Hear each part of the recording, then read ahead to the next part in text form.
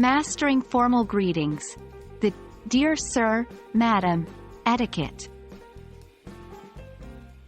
Hello and welcome everyone.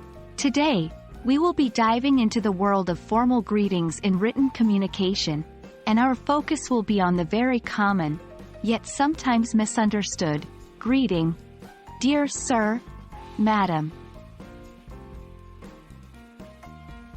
Dear Sir, Madam, is a traditional greeting used in formal written communication where the recipient's name is unknown. This could be a letter, an email, or a formal message. It's an extremely polite and respectful way to address someone, embodying a high level of professionalism. This phrase is mostly used when you are writing to a company or institution and you do not have a specific person's name. For example, if you're writing a job application letter or a letter of complaint to a company, Dear Sir, Madam, is an acceptable way to start your letter. Remember, it's your go-to formal greeting when the recipient's identity is unknown. The greeting, Dear Sir, Madam, always ends with a comma because it is followed by the body of the letter or email.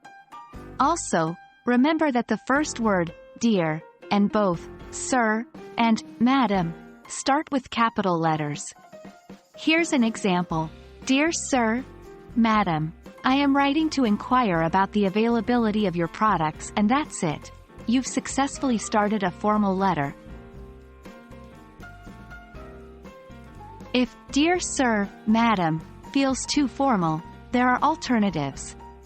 To whom it may concern is a bit less personal, but still maintains formality. Dear job title is another common option if you know the position of the person you're writing to, such as Dear Manager or Dear Human Resources Director.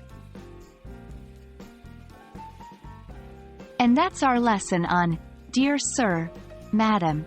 It's a simple yet powerful phrase, used to establish respect and formality in written communication. Remember, it's all about setting the right tone for your message. We hope this video has been helpful and encourages you to write with greater confidence. Keep practicing, and you'll master the art of formal written communication in no time.